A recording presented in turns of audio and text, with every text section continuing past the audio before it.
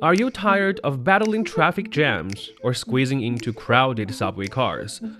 Here's some exciting news that could change the way you commute. The certificate issued by the Civil Aviation Administration of China, or CAAC, is the first of its type in the global eVTOL industry. With the rapid advancement of eVTOL technology, short for electric vertical takeoff and landing, China has taken a bold step by establishing a dedicated department to explore the potential of the low-altitude economy.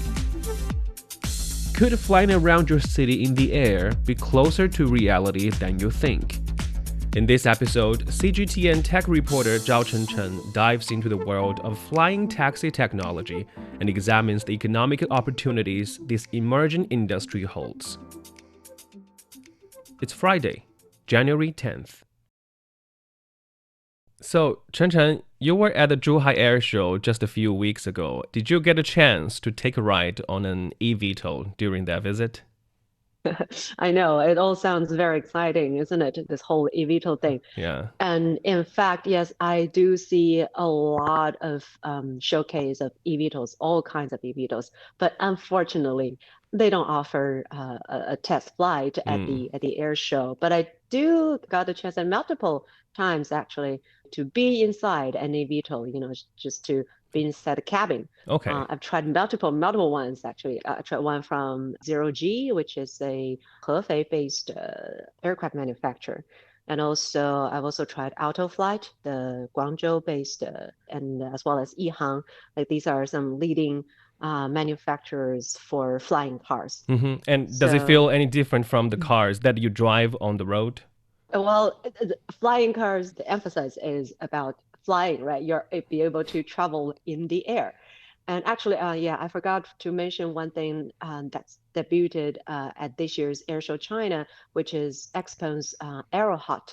It's called Aerohot, which is in fact a combination of a MPV and an eVTOL. So the eVTOL is hidden inside the trunk of MPV, and when you park at a launching pad, the eVTOL can roll out from the back trunk of the car.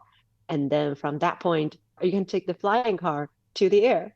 So Yeah. imagine a future that's pretty much like the future of transportation. Wow. I'm hearing a lot of terms. So there's eVTOL as well as MPV. So just very briefly, what does this term MPV stand for?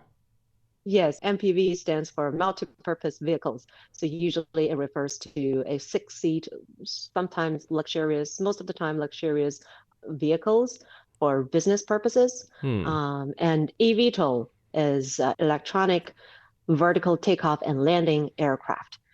It's very difficult to talk about this in audio form, right? So let's start with the drone, taking the drones that we use for taking pictures, spraying pesticides for agriculture, or delivering goods and meals.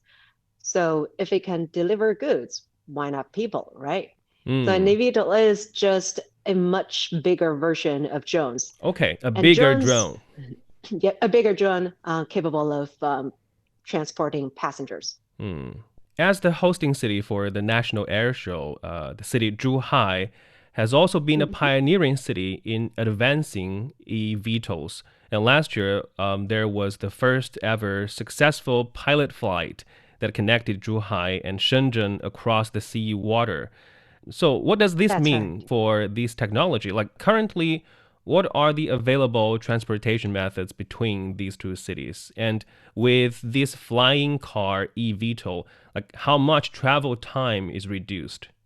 Very good question. Yes.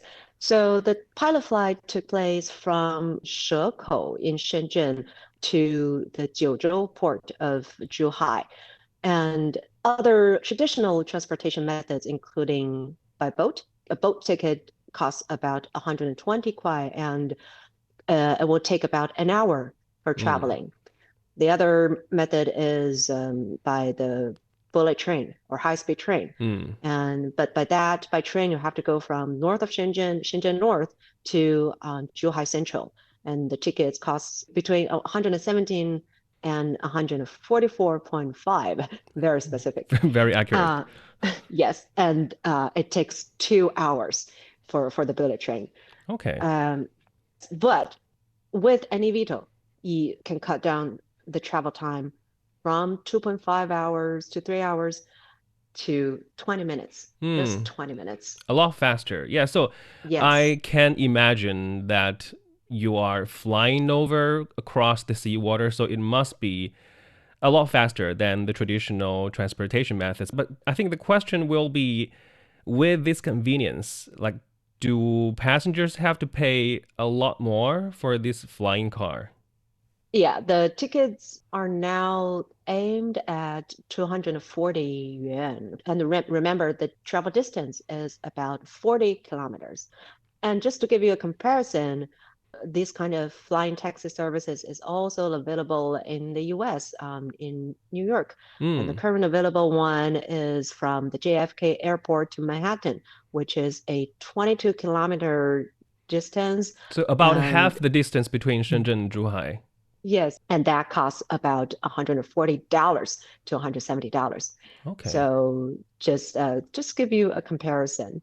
That service is offered by Joby Aviation, which is also a leading eVTOL provider in the US, and they are collaborating with Uber Air. So that is the service we're seeing outside China. Yeah, so 240 yuan is it from Shenzhen to Zhuhai? Yes. And that actually doesn't sound that expensive at all.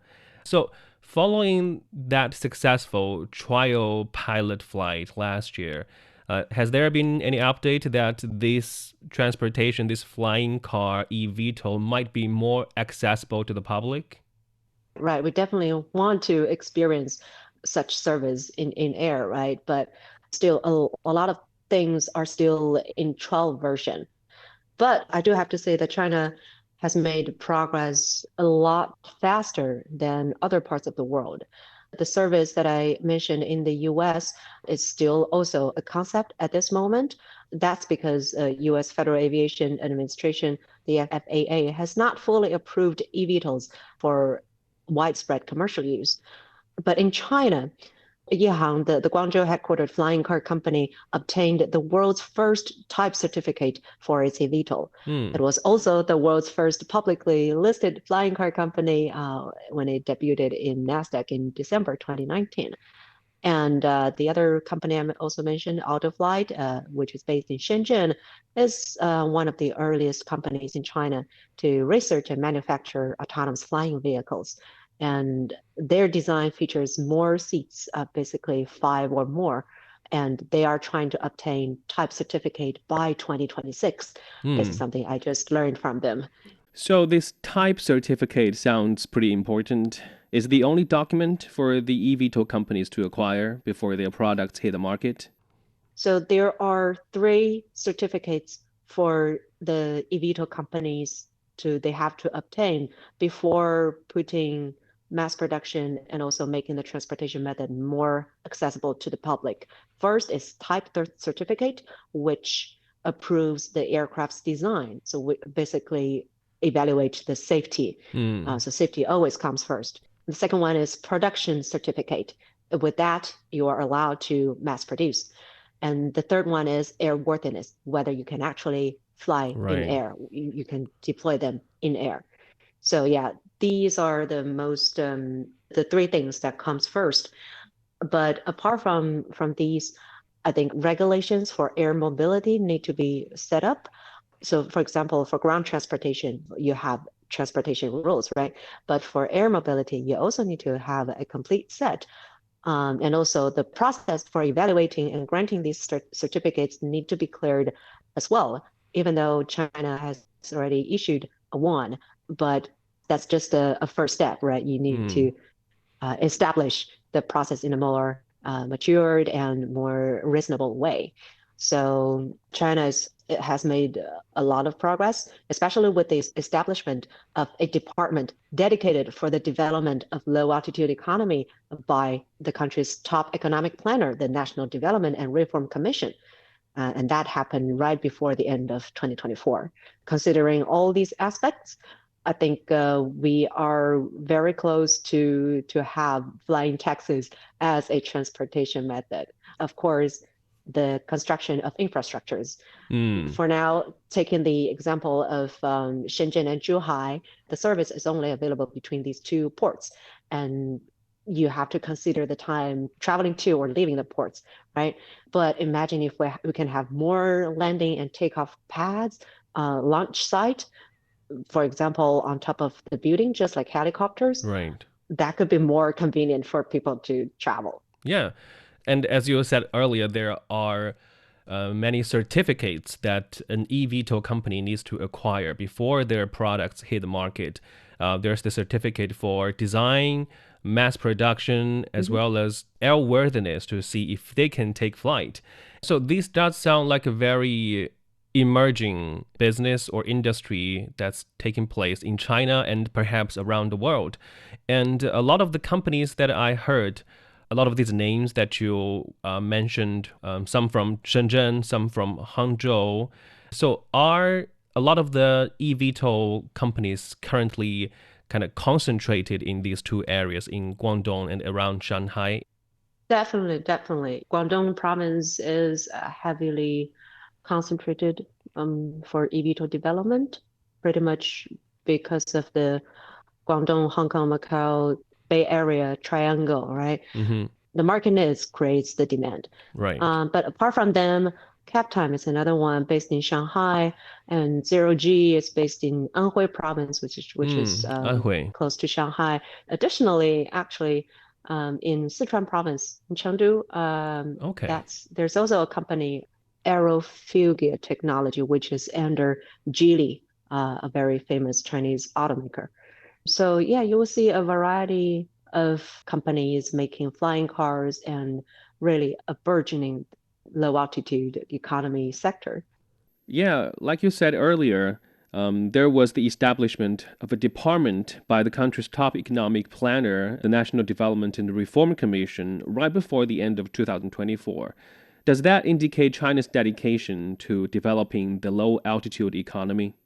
Yes, yes. Just to add up to what you mentioned of this bureau set up in China, it's not only for the development of eVTOL companies, it's for the development of low altitude economy, which includes a lot of other services, including drones for delivery and emergency medical services and rescues.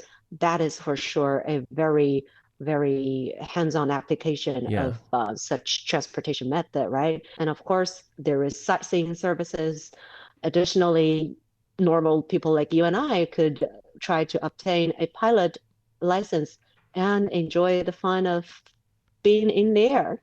The market for low altitude economy is predicted by industry reports to reach 2 trillion yuan, which is around $270 billion. And that is by 2040. And also by then, China could have around 100,000 eVTOLs serving as air taxis or personal vehicles. So imagine the co-development of low altitude economy and general aviation. More people can enjoy the fun of flying. So at some point in the future, we may not only be passengers of eVTOLs, but there's a chance we could be flying a car. Yes, we could be flying an aircraft. Right. But driving a car on the road already feels very stressful. I might need to give it a second thought if I'm gonna fly a car in the air. Thank you very much for your time, Chen Chen. Thank you. It's a pleasure to join with you. Developing the next generation of transportation goes beyond capital investment. It requires a collective effort to build robust infrastructure and regulatory systems. The year 2024 marks the launch of China's low-altitude economy, a concept highlighted in the National Government Work Report at the beginning of the year, which prompted establishment of a new department to oversee its progress. With regional governments racing to draft regulations and attract investments, daily air travel may become a reality sooner than we imagine.